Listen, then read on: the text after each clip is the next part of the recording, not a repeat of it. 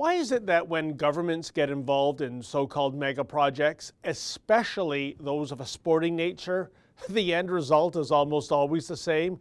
Namely, an edifice that's over budget, past deadline, and despite hundreds of millions of dollars invested, a playpen that's already past its best before date on opening day.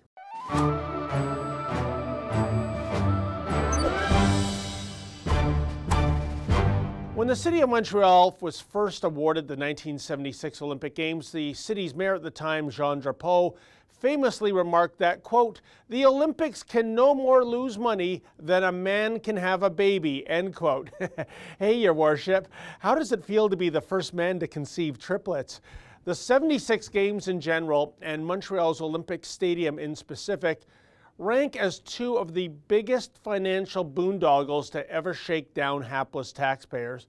Indeed, the original cost estimate of the stadium in 1973 was $310 million. That ballooned to $770 million, and by 2006, after calculating repair costs, various modifications, and interest paid, the off-the-lot price for Olympic Stadium was almost $1.5 billion. Never has so much been paid for so little, because at the end of the day, what did Montreal's get for all that waiting and all that money?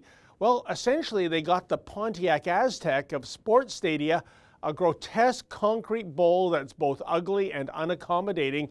And as they used to say on those wacky Ronco ads, wait, there's much, much more. Yeah, because now comes word that the infamous lid on this stadium, which has never worked properly, needs to be replaced. And Quebec's government thinks it's a jolly good idea to invest in a renovation that's expected to suck up $250,000 more in taxpayer dollars. Wow, talk about the goof on the roof. I think this is what's called doubling down on stupid. The main tenants of Olympic Stadium have all fled. The Alouettes play at McGill, while the Expos have relocated entirely to Washington, D.C. The Impact soccer team wants nothing to do with this eyesore either. And get this, for the calendar year of 2018, so far there are only two events booked for Olympic Stadium, a pair of exhibition baseball games in March. Yet politicians time and time again tend to get seduced by so-called mega projects. After all, nothing beats that photo op of standing in front of a giant edifice, cutting that yellow ribbon with that oversized pair of scissors. And we don't seem to learn from our mistakes when it comes to sports stadia boondoggles.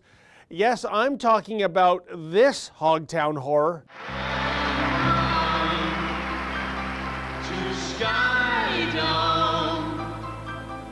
The world's largest retractable ceiling, multi-purpose, 8-acre, 30-story high dome, sky dome.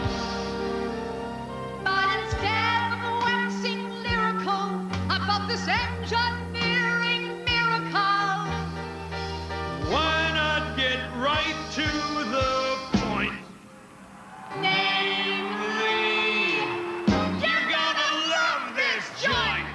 Wow. Similar to Olympic Stadium, Sky Dome was supposed to be built for $150 million. Instead, the 1989 sticker price totaled $570 million. And to add insult to injury, Rogers Communications was able to purchase this joint in 2004 for a paltry $25 million. That's right. Apparently, somehow, someway, Sky Dome was the only piece of downtown Toronto real estate to depreciate by more than 90% over the course of 15 years. As for Montreal, the only sane and sensible option is to go the old Yeller route. This money pit for the ages needs to be euthanized, but even that's going to be painful. Allegedly, it will cost $700 million to demolish the stadium.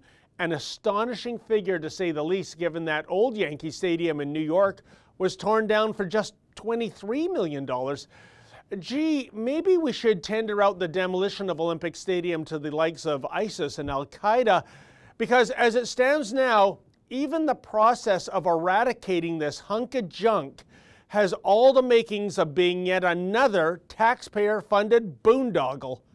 For the Rebel.media, I'm David the Menzoid Menzies. Hey folks, The Rebel has an all-new fall lineup. Please visit therebel.media/shows and check it out.